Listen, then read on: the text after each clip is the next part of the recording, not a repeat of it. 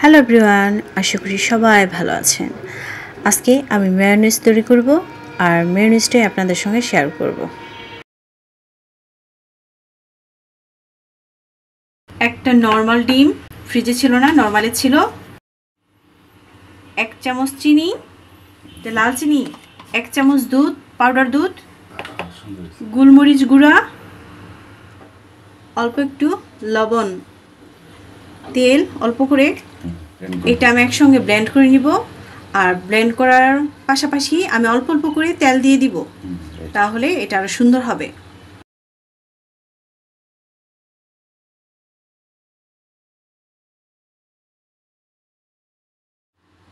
অল্প পরিমাণে সিরকা দিয়ে দিব, অল্প একটু।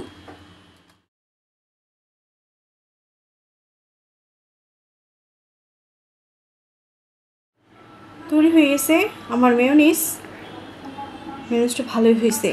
আমি এভাবে সুন্দর একটা পাত্রে ঢেলে নিব।